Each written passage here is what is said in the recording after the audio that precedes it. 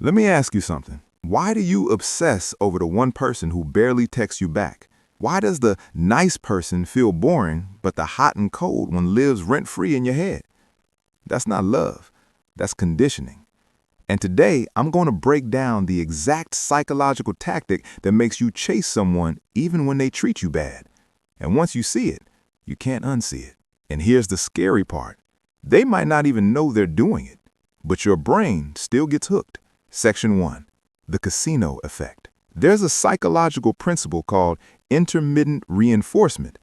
It's the same method casinos use. You don't win every time. You win randomly. And that randomness, that's what wires your brain. If a slot machine paid out every single time, you'd get bored. If it never paid out, you'd walk away. But when it pays out sometimes, your brain says, maybe next time. That maybe is dopamine. Now apply that to dating. They give you attention, then they disappear. Then they compliment you, then they ignore you. Hot, cold, hot, cold. And your brain goes into chase mode, not because you love them, because you're addicted to uncertainty. And if you think this only happens in dating, it happens in friendships, workplaces, even family dynamics. Let me show you. Section 2. Real-life examples. Example 1. The busy texter. You meet someone. At first, they text good morning. They send memes. They're consistent. Then suddenly, 3 hours to reply. Then 8 hours. Then they come back like nothing happened. Your brain starts asking, did I mess up? Are they losing interest? What did I do? Now you're checking your phone every 10 minutes. That's not attraction. That's anxiety activation. And anxiety plus occasional reward equals addiction. Example 2. The workplace boss. Your boss praises you one week. You're doing amazing. Next week, cold, distant, critical.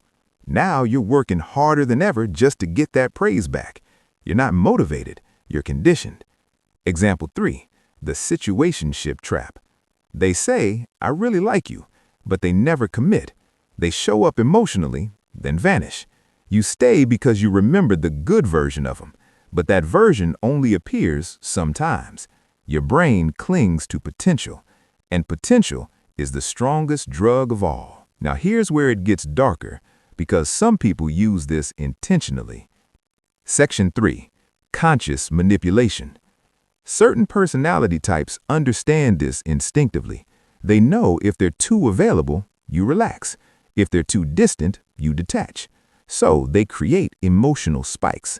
Love bombing to withdrawal, attention to silence, warmth to confusion. It keeps you off balance. And when you're off balance, you seek stability. And guess who controls stability? Them. This is how emotional dependency forms, not through love, through unpredictability. And listen, we've all fallen for it. If you've ever stared at your phone like, why hasn't she opened my story? Yeah, you were in the casino. So how do you break it? Because here's the truth. You don't beat the game by playing harder. You beat it by refusing to play. Section 4. How to break the loop. Step 1. Recognize the pattern. If someone's behavior feels like emotional whiplash, it's not mystery, it's inconsistency. Step 2. Stop rewarding unpredictability. If they disappear for 8 hours, don't respond in 30 seconds. Match energy calmly, not emotionally. Step 3. Detach from potential. Judge patterns, not promises. If someone is only amazing 30% of the time, believe the 70%. Because consistency builds safety, and safety builds real attraction, not anxiety. Here's the shift most people miss. Healthy love feels stable, not chaotic. If it feels like a roller coaster, it's probably not romance, it's conditioning. The second you stop reacting emotionally, the power dynamic shifts.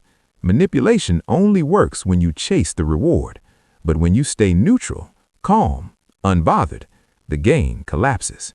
And if they leave when you stop chasing, that was never love. That was leverage.